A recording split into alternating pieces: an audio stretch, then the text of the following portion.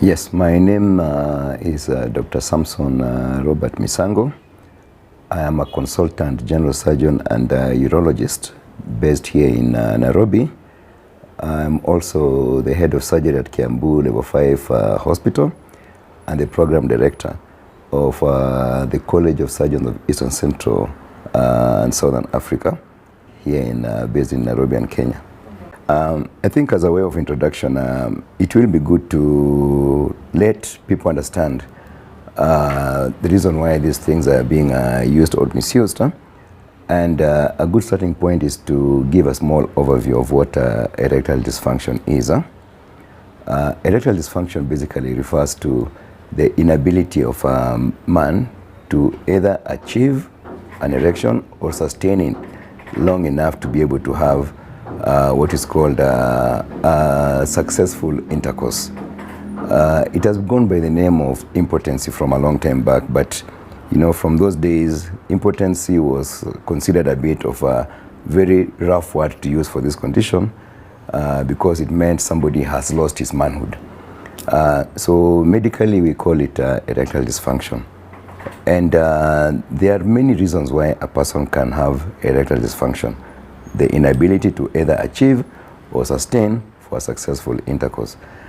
And it will all depend on the age of the person and the underlying medical conditions.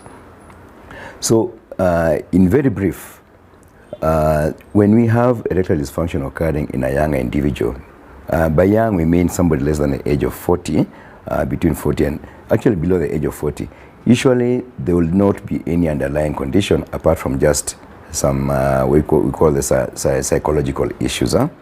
But when somebody is older than 40, usually there will be an underlying condition. In most of the situations, there will be underlying reason.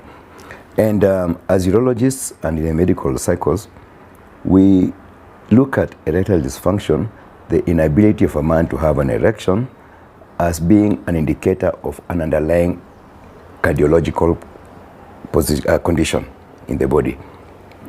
Now, why do we say this? Because erection is a process that is under the control of both the nerves and the blood. So there's a very complex interplay. Number one, the senses have to be activated. Sight, hearing, smell, touch, all the senses that you know about, even just imagination. And then this stimulation, I can call it, has to come through with nerves and hormones to reach the centers of erection, that we, if I can just use that word loosely. Now, these are somewhere in the spine, and then we have nerves that now convey these messages to the erectile organ, which is the penis. Now, for a successful erection to occur, blood has to flow into the penis. Now, so blood is the one that actually makes somebody get an erection. And for the erection to subside, blood has to flow again from the penis. So the body is structured in such a way that all this is an interplay, and there is no excess or a reduction. Whenever something goes wrong with this interplay, then you will get erectile dysfunction. So it might be either in the head, somebody is psychologically disturbed, they cannot be able to focus. It can be a problem with the nerves getting into the conducting system up to where it's supposed to deliver the information. It can be with the delivery of blood supply to the penis, and it can also be due to a problem with the penis itself or emptying of blood from the penis, which is too excessive. So this is actually what will cause a problem to have erectile dysfunction. Now, having said that, you can now understand why we say erectile dysfunction is usually the fastest, the most obvious indicator of a problem with your circuits. Okay? Now, these other problems which will be there in the circuits are not visible, but erection is visible. And it is because of that association with manhood and erection that a lot of people will either seek some very covert ways of dealing with it, either through maybe reading here and there, or somebody will want to go and get some information from a friend, okay, somewhere over the counter, because they do not want to come and display their weakness in front of anybody else. Usually it will be another man. So it is the association, the cultural association, that makes a lot of men seek now to have what is called illegal or misuse of this. Now, the different people who will use these medications that are supposed to be able to enhance your fertility, or to enhance your potency, will mostly be the young people. This is something which we do not get to realize that very much. The reason why we don't get to realize very much is because they will use these medications and they'll get away with it because they do not have underlying conditions. So we just get to highlight the conditions which go wrong, situations which go wrong, because these are people with underlying conditions. Now, a brief summary of the alternatives which are there to take care of erectile dysfunction. Prior to the era of Viagra, sometime in 1998, the options were very limited. I'll put it that way. But from 1998 going forward, after, because the people, there's a company called Pfizer which came up with Viagra in 1998, and there was a lot of marketing around it because it was considered a magic pill. And it gave a lot of people hope, people who had despaired, because erectile dysfunction, or others called ED, is also a mental illness, because we know that it results in so many marriages breaking, so much depression in men, so much sense of overwhelming depression in a lot of men who feel not able to fulfill their marital obligations. And then suspicion also in the women, because they can associate this with maybe somebody who does not desire them anymore. So it is really a medical, a surgical, and also a mental condition because of the things which are set around it. So the options which previously were available were just counseling for people to accept, or surgical procedures. And it was difficult for many people to go through them. So when we had the launch of Viagra, it came with a lot of promise, and people took it up.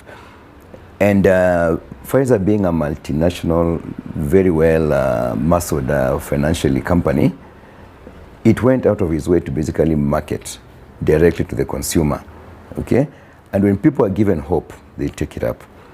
5 years later, the other company that came up, right? We have Bayer that came up with Levitra.